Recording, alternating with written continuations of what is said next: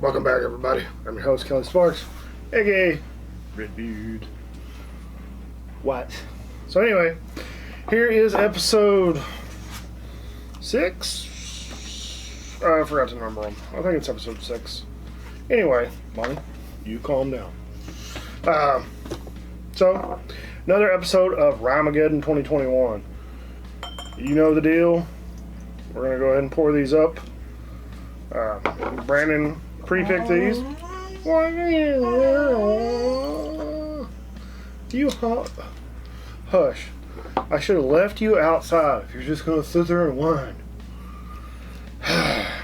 So anyway. Oop. That didn't work. Brandon picked these. He labeled them off to the side.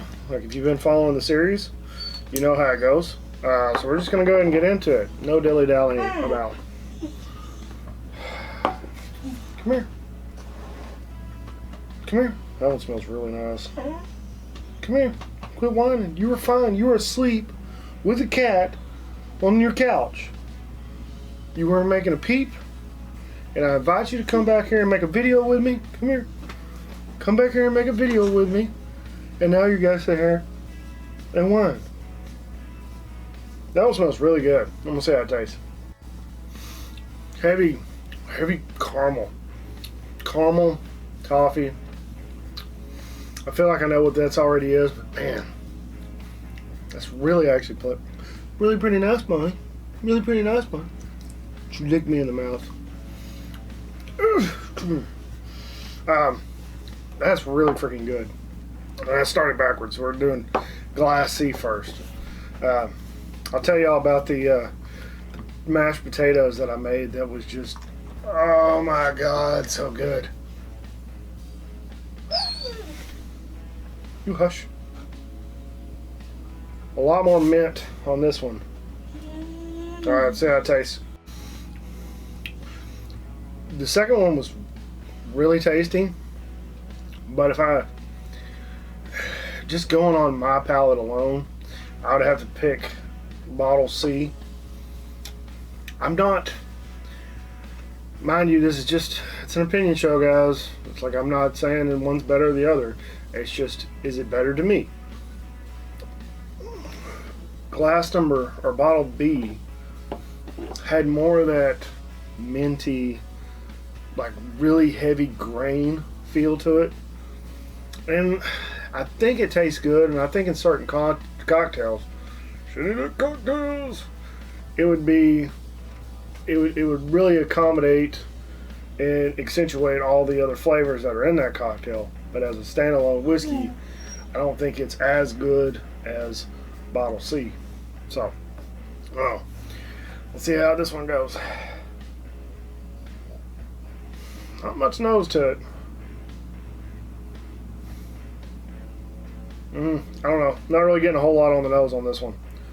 Oh yeah, mind you, we've added the previous 5-week winners. We've added those back into the mix, so they might get shuffled into it.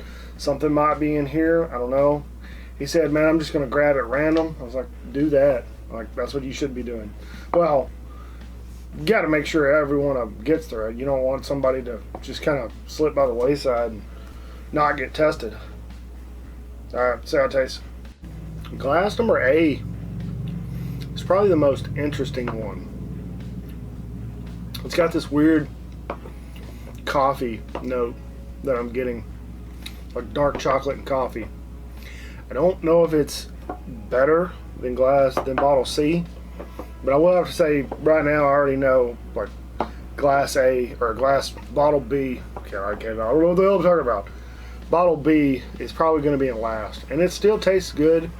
But as far as this competition goes, I'm trying to figure out which one is like the best of the best, in my opinion. So, I'm going to think about it for a second, and I'll be right back, and I'll tell you about my mashed potatoes. So good. Alright, I'll be right back. More moments later. After further review, the only thing that's really kind of thrown me off about Bottle A is there's this weird funky note that it's like if it wasn't present, it would be perfect. And I think it's really kind of on the finish, and it's kind of hard to explain. But if that wasn't there, I mean, that would probably be that. It tastes really good, and I'm probably gonna like shoot myself with a foot. It's probably something I picked last before. Who knows? And mind you, that could be the possibility. But I'm gonna pick bottle C first, bottle A second, and then bottle B third. But before I tell you what they are, and this might be a reason why my taste buds might be a little jacked up. So last weekend, told you guys we had a crawfish bowl.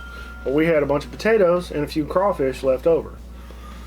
So Brandon, he peeled all the crawfish, got all the tails in a little container, and I was like, man, we really need to do something with this food before it goes to waste. Try not to be wasteful. So I took the potatoes. I'm like, I'm gonna make some mashed potatoes out of these boiled new potatoes that we had in the crawfish bowl. So I took them, mashed them up real good. Took a stick of salted butter, threw it in the pot, let it melt down. Threw the potatoes in on top of it after I've mashed them up good. I had to mash them up with my hands. Threw them in there. Took almost a full tub, like a quart tub, I guess, of sour cream in on top of that. Mixed it up real good. Took the crawfish tails, threw them in there, mixed it up real good. There was a clove of garlic that we had in the crawfish bowl. And if you've ever had boiled garlic in that fashion, it literally just turns it into like a buttery paste. So I had like 7 or 8 of the little cloves, and I just squoze them. Whatever. Put them into the mix. Mix those up in there. Let that cook for a little bit on the stove top. Kind of congeal and bind.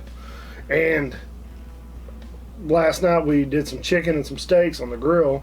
Gino come over and we cooked some steaks, and I just pretty much smoked some chicken on the grill. And we got a new smoker. It's not a great one. It's just a $300 job, Oklahoma Joe. But after we ate the steaks, the chicken was finishing up. I took the mashed potatoes and put it in a clear Pyrex dish, lined it out flat, and then took just a handful of shredded cheese and covered the whole thing.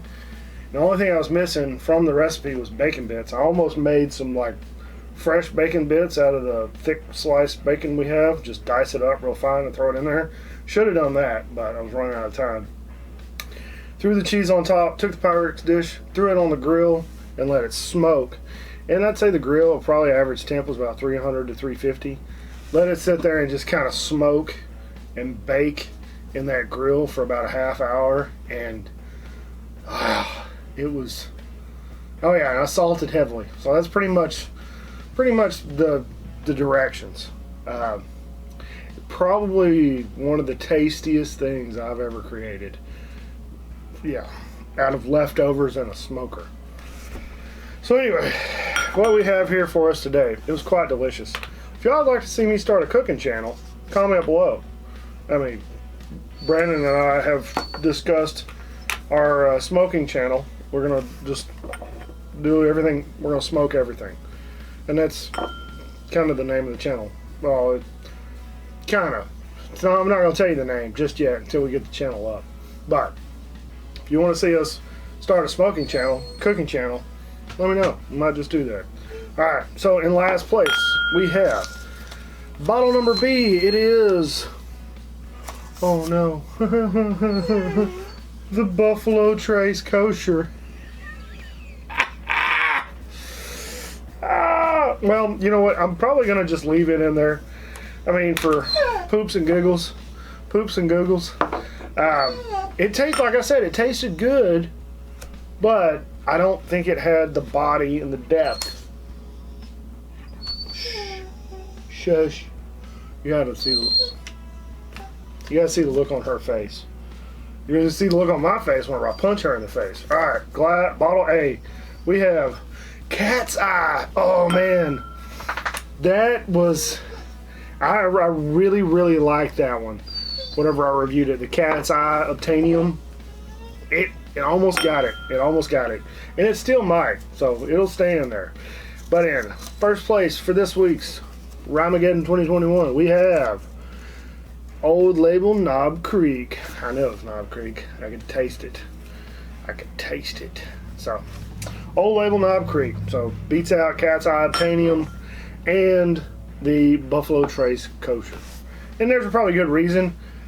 Both of these are almost barrel proof. You got 115, and I think the Cat's Eye was like 128, 130. So, you had a 94 proof whiskey competing against stuff that's well over 100. Kind of unfair, but hey, it is what it is. So that's all I got for you guys today. Thanks for watching. Like the video, subscribe, share it with your friends. Check the description below for all the ways to help out with the bills around the house. Thanks for all the donations. We got more samples coming. I'm still not even through all of the samples that Oscar sent the very first time. So, and he's sent more. And then Chuck, I think his name's Chuck. I don't have my phone on me. Well, it's in my pocket. Yeah, Chuck's sending me some samples too. So, I mean, it's just, this is going to be a donation heavy channel. And how awesome is that? Like, who does that? Like, I'm still in awe by the outpour, the giving from this community that we have. So, it's freaking awesome. Anyway, that's all I got. Thanks for watching. Thanks to Oscar again. Thanks to everybody. I hope you guys are enjoying the rye whiskey blind off, the massive blind tasting. But yeah, like always, drink some whiskey, share it with your friends and family. Be safe. Don't drink and drive. Take care. And we'll see you next time. Cheers.